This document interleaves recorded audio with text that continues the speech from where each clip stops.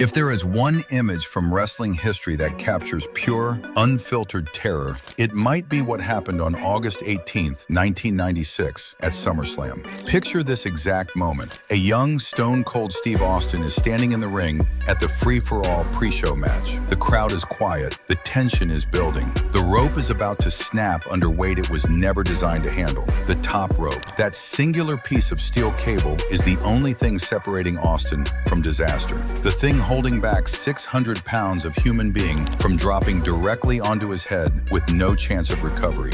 And it does snap, right there on live wrestling television.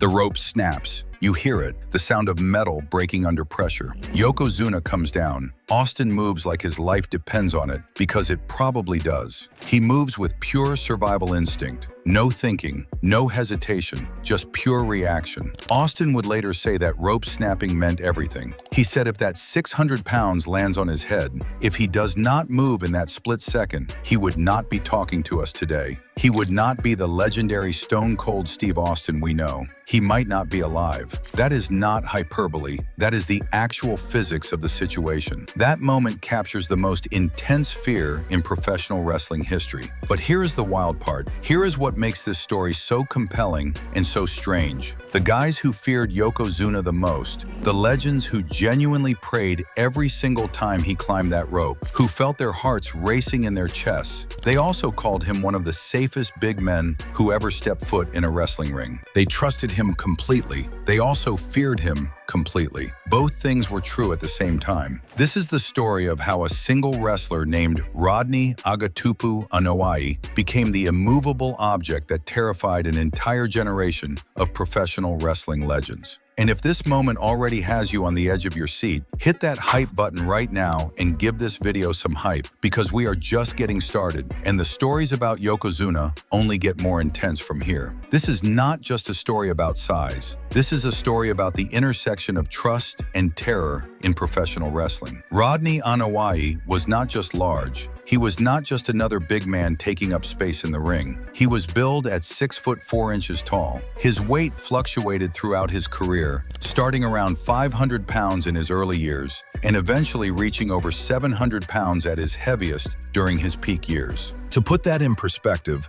imagine standing next to a wall of meat so dense and so wide that you could not get your arms around it, even if you tried with all your strength. That was Yokozuna. His body was not like other large wrestlers. It was not tall weight, it was horizontal weight. It spread across his frame. It made him wider than he was tall. He came from one of the greatest wrestling families in professional wrestling history, the Anoa'i dynasty. This family has produced wrestlers across multiple generations. His uncle, Afa Anoa'i, was part of the legendary Wild Samoans tag team, a group that revolutionized professional wrestling in the 1970s and 1980s. Rodney was trained in the ring by a master. He learned the psychology of wrestling, the flow of matches, how to make opponents look great, how to protect people while still looking dangerous. He entered the World Wrestling Federation in late 1992, right in the middle of a major shift in company philosophy. The company was leaving behind the rock and wrestling era that had dominated the 1980s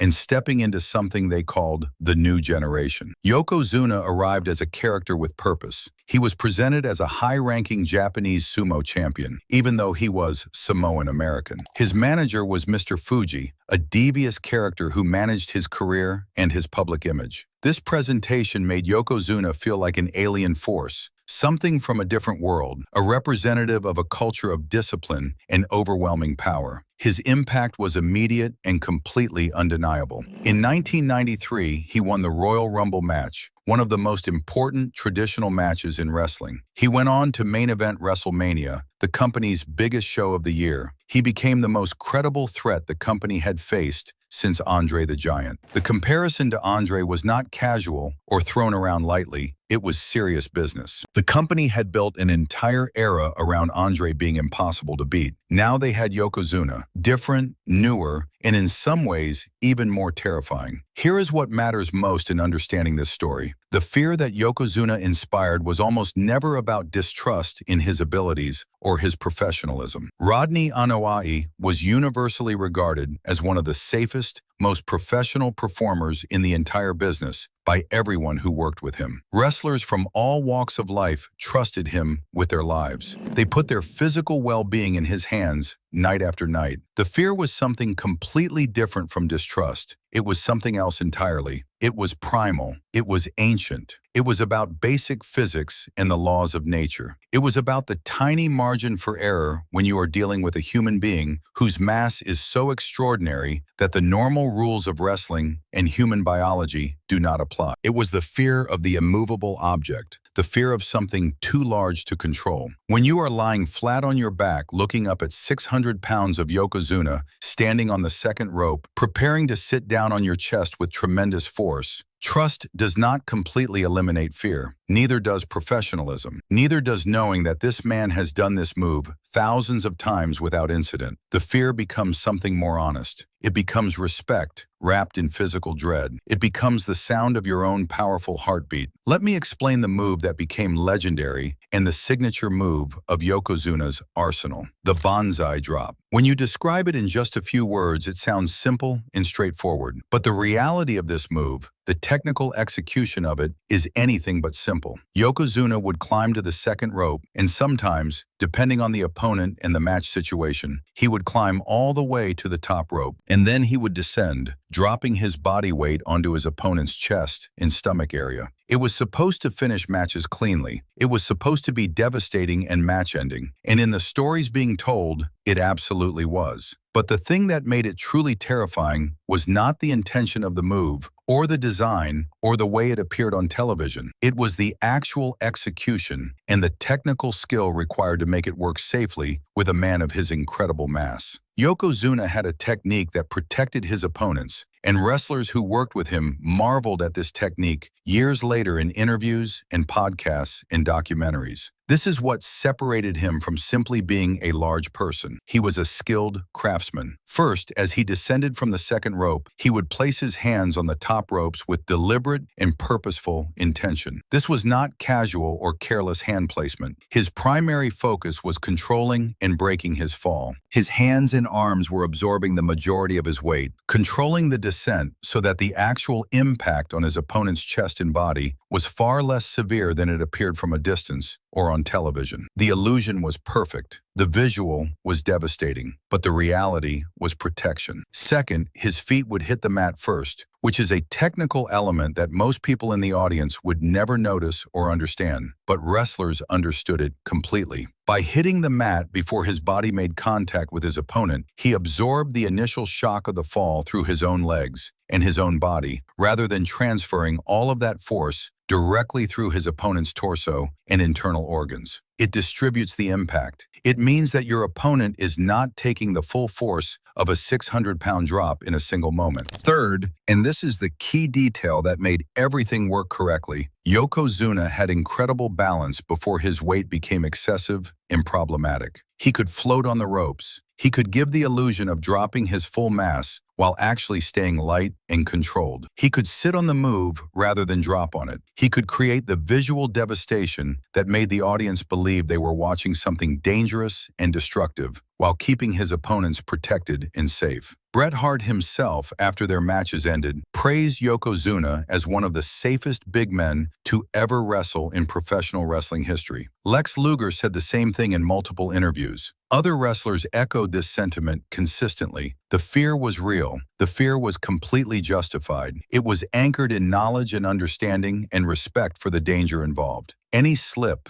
any imbalance, any loss of control would be catastrophic. But Rodney never slipped. That is why the fear became respect. That is why he is remembered with both terror and affection. Let's start with number 10, Kevin Nash, Diesel, the Big Diesel. He stood 7 feet tall. His build weight was 315 pounds during his peak years. In the wrestling world, Kevin Nash was a giant. He was one of the tallest wrestlers ever to step into a ring in professional wrestling history. He was lean and powerful, a man whose height gave him advantages and leverage that most wrestlers could never dream of having. But when Kevin Nash worked with Yokozuna in matches and segments, he felt like a dwarf. Those are his actual words. He said Yokozuna made him feel smaller than he had ever felt in his entire career. Nash has talked openly about the unique physical strain of working with Rodney and performing with him in the ring. He would describe trying to perform basic wrestling maneuvers and feeling his own body break down in unexpected ways. He talked about trying to hold a front face lock, a basic wrestling submission hold where you wrap your arm around someone's head and neck to control them. With Yokozuna, even holding that basic position made his legs literally shake. His hamstrings felt like they were going to pop and snap. He was fighting against dead weights so massive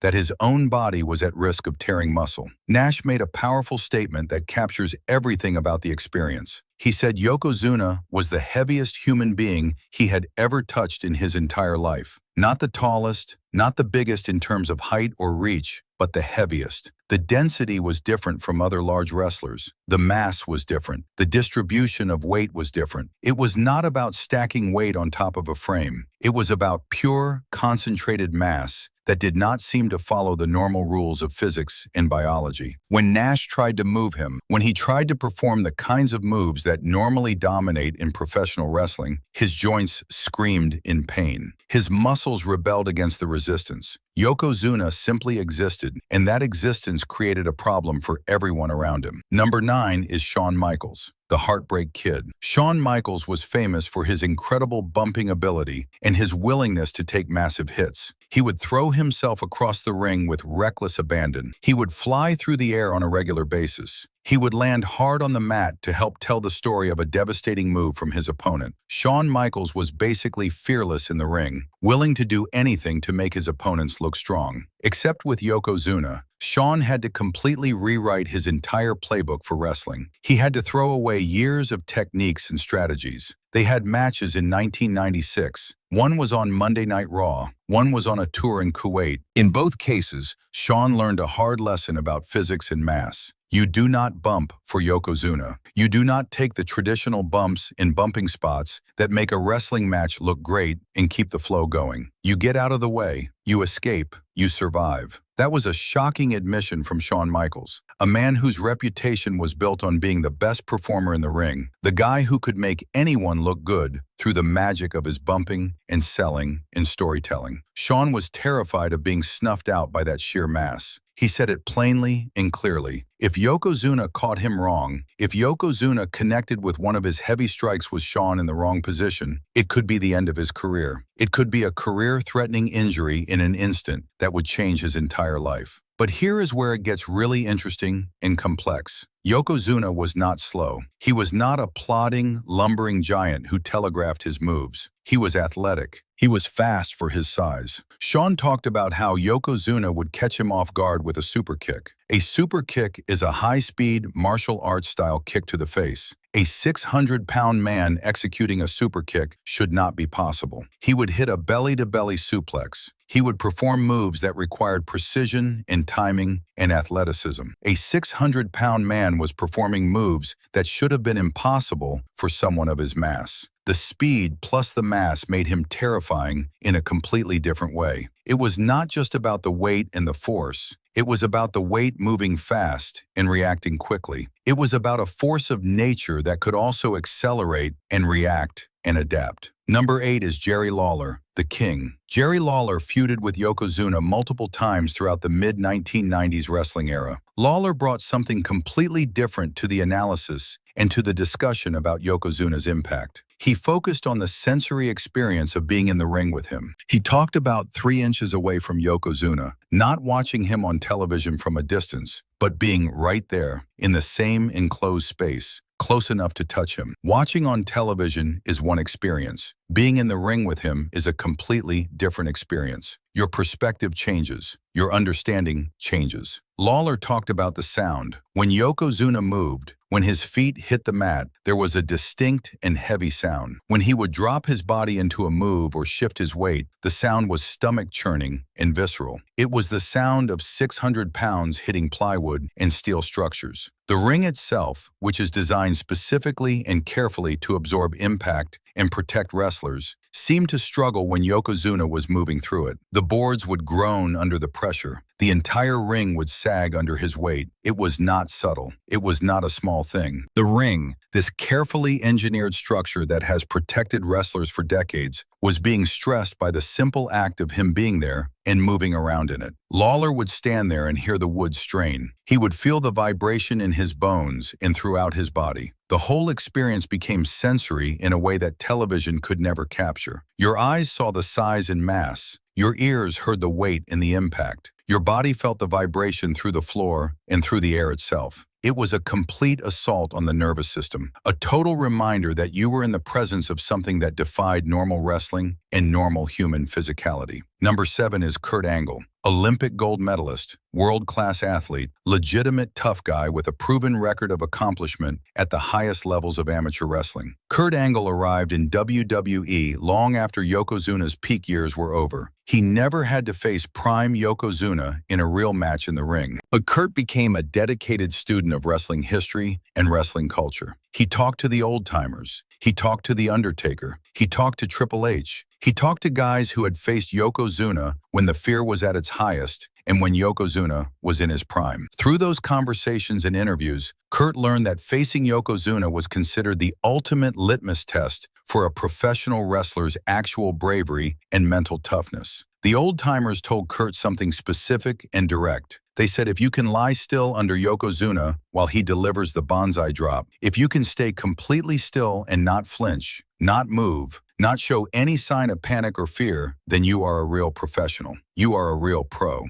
Kurt Angle, an Olympic gold medalist, an athlete who competed at the highest levels of legitimate sport, admitted he was not sure he could pass that test. He said he did not know if he could lie there without flinching. He understood the level of trust and the level of mental strength required. It was not just trust in Yokozuna's skill. It was trust in Yokozuna's balance, his control, his ability to protect you on every single occasion when it mattered. One slip, one moment where his hand placement was off by an inch, 1 second where his balance wavered, and you could be seriously injured or worse. Kurt Angle said it was a lot of trust. Coming from someone of his caliber and his accomplishments, that statement carries enormous weight and significance. Number 6 is Hulk Hogan. Hulk Hogan is a man who built an entire career on being the largest presence in every room. Hulk Hogan faced Andre the Giant. That was his signature moment, his signature opponent, the match that built his empire. Hulk Hogan admitted something remarkable. He said Yokozuna was the only opponent who ever made him truly feel small. He had faced Andre. Andre was tall and heavy. Yokozuna was wide. There is a difference. Andre the Giant was about height. Yokozuna was about width. He was about mass spread across the entire horizontal plane. Yokozuna was an obstacle that you could not go over and could not go around. You had to go through him, and you could not go through him. Hogan lost his title to Yokozuna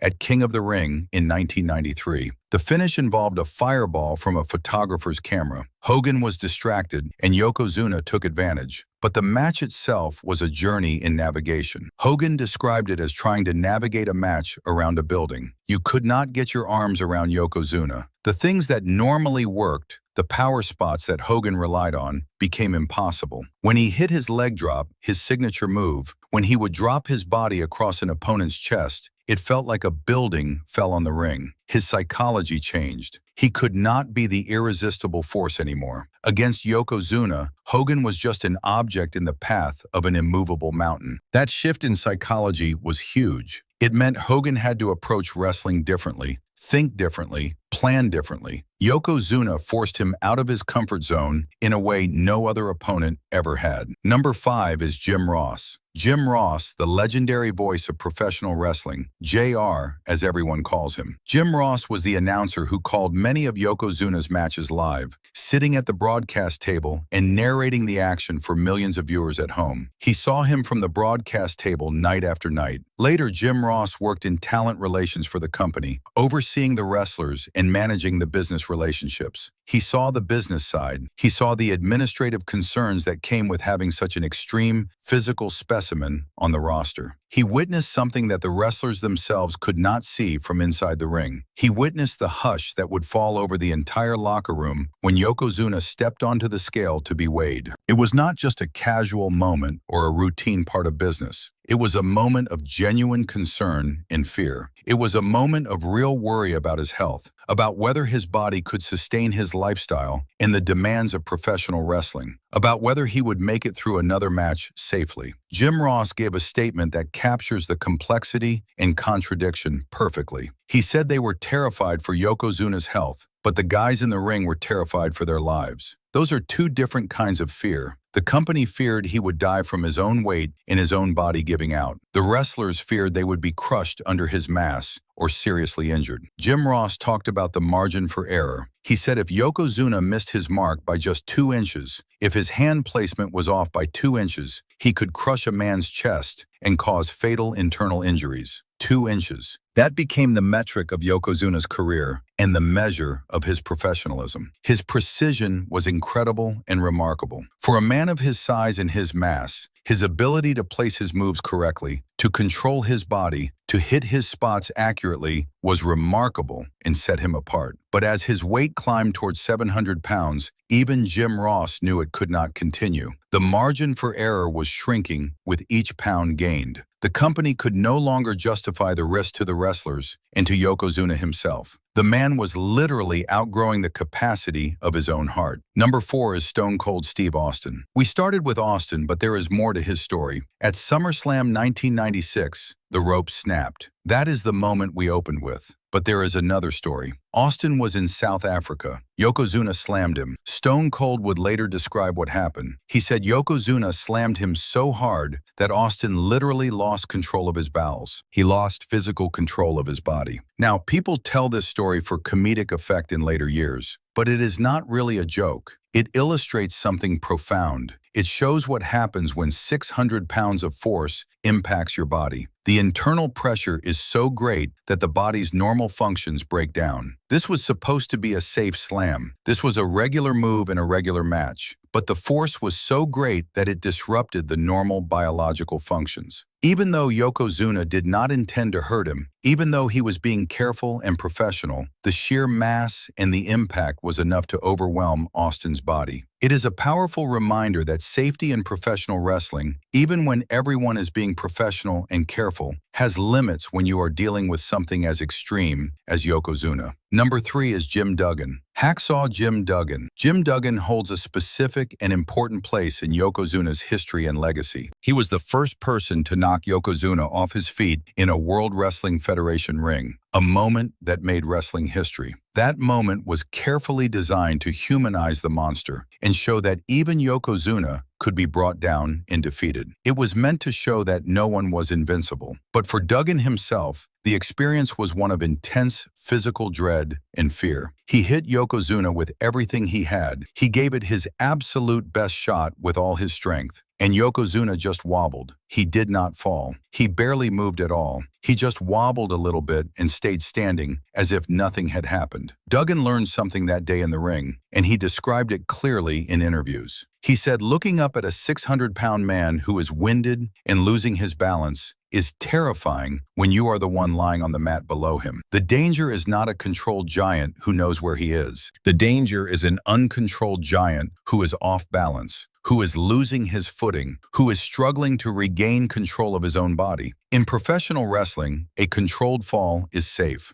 An uncontrolled fall from a 600-pound man is a catastrophe that could kill someone. Duggan's program with Yokozuna involved multiple bonsai drops over the course of their matches. In the story being told to the audience, Yokozuna would hit Duggan with bonsai drops repeatedly, one after another. Duggan would take the bumps and sell the damage convincingly. He would cough up blood. He would clutch his ribs and scream in pain. The injuries were kayfabe, meaning they were part of the fictional story and not literal, real injuries. But the fear that Duggan felt lying under those drops was absolutely very real and genuine. The real possibility of something going wrong, the real danger present in that moment, the real tension between trust and survival, that was not a story. That was his actual nervous system responding to actual danger in real physics. Number 2 is The Undertaker, Mark Calloway, the dead man. The Undertaker is perhaps the only figure in wrestling whose aura could match Yokozuna's physical presence and intimidation factor. The Undertaker had his own mystique, his own presence, his own ability to make opponents look small and mortal. The Undertaker and Yokozuna had a 1994 Royal Rumble casket match. It is a landmark moment in the new generation era of wrestling. But for The Undertaker, that match was a grueling exercise in physical survival and mental endurance. The Undertaker talked about the difficulty of selling for Yokozuna. In professional wrestling, selling is the art of making your opponent's moves look devastating and effective. For most opponents, selling is theatrical and requires good acting. You move the right way, you position your body the right way, and you create the visual impression of impact. With Yokozuna, selling became a biological necessity. It became real. The Undertaker said Yokozuna was so big that he did not even have to try to hurt you intentionally. If he simply leaned his weight the wrong way, if his balance shifted unexpectedly, something was going to snap or break. He was a force of nature that you simply had to hope to survive. The fear was compounded by something deeply personal. The Undertaker and Yokozuna were close as people. They were part of a locker room faction called the Bone Street Crew.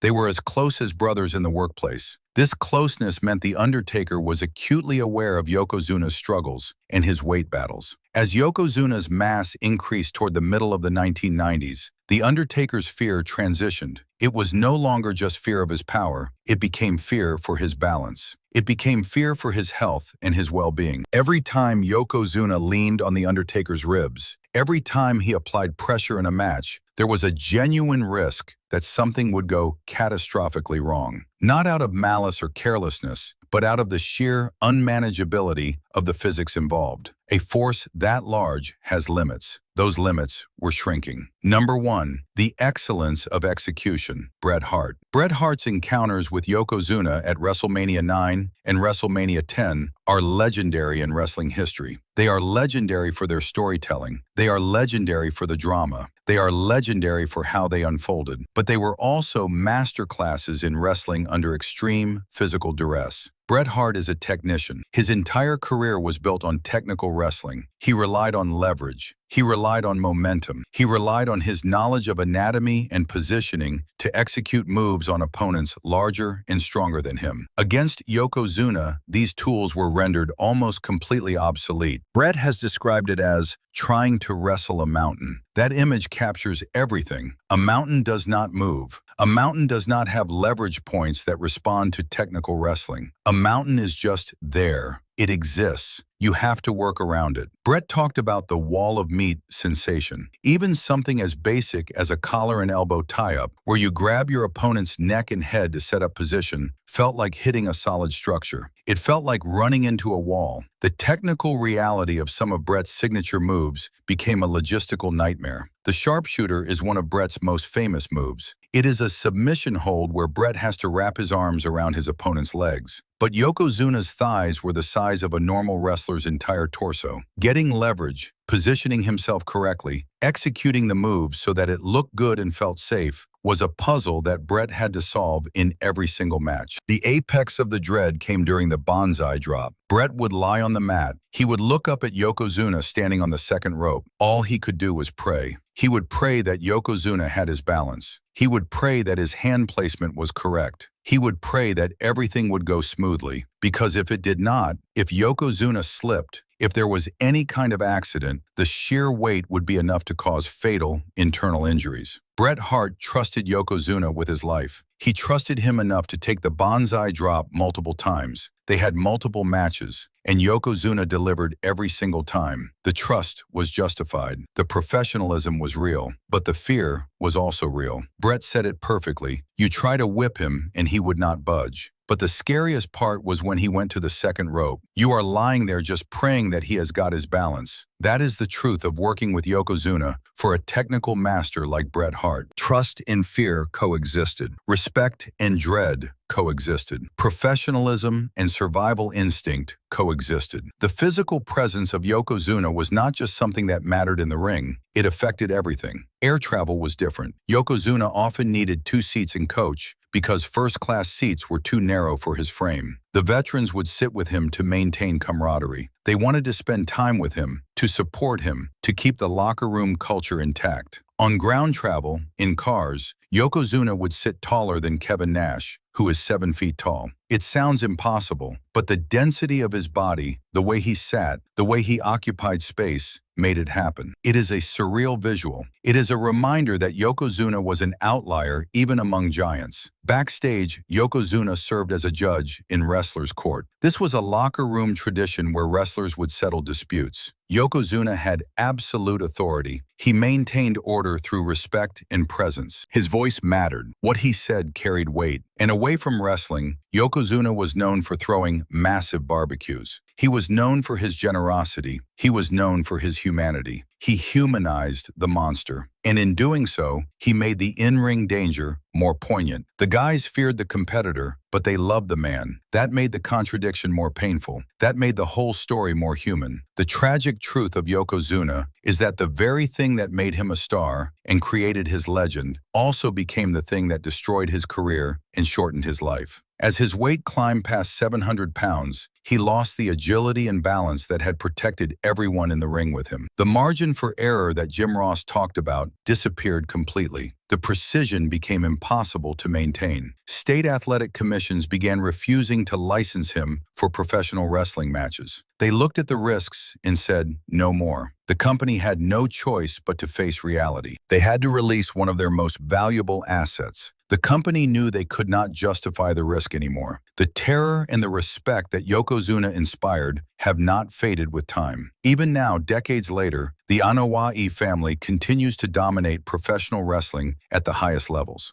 Roman Reigns carries the legacy forward. The bloodline carries the legacy forward. Yokozuna is sometimes cited as the first tribal chief of the modern era, an acknowledgement of his importance to his family story and his impact on wrestling history. When wrestlers talk about the true measure of a pro, they often reference whether someone could handle being under the bonsai drop. The terror of Yokozuna was a collective experience shared by an entire generation of wrestling legends and athletes. It was the feeling of standing in the presence of an immovable object, something that defies the normal rules of wrestling and physics. It was the feeling of standing in front of a force of nature that demanded total concentration and absolute trust. It was the feeling of having your normal strategies and techniques rendered completely useless. Rodney Anoa'i was the monster everyone feared, but he was also the professional everyone respected. He was a gentle giant who carried the weight of the industry on his shoulders until the burden became too much for any human to bear. He was remembered by his peers not just for the fear he inspired, but for the incredible skill and care he showed in protecting the people he worked with. That is the true legacy of Yokozuna. He was the immovable object that taught an entire generation about fear, about trust, about respect, and about the thin line between danger and safety in professional wrestling. Like this video if you want to see more deep dives into professional wrestling legends and the untold stories behind the athletes who shaped the industry. Subscribe to the channel because we cover wrestling documentaries that go beyond what you see on the surface. Stories that show the human side of these giants. And comment below with your vote. Who had the scariest Yokozuna story? Was it Bret Hart lying under the bonsai drop and praying for balance? Was it Kevin Nash feeling like a dwarf despite being 7 feet tall? Was it Stone Cold Steve Austin with that rope snapping and having seconds to move out of the way? Was it the other legends who lived in fear each time they stepped into the ring with him? Let me know in the comments and I will be reading through them and responding to as many as I can. Thanks for watching, and I will see you in the next one.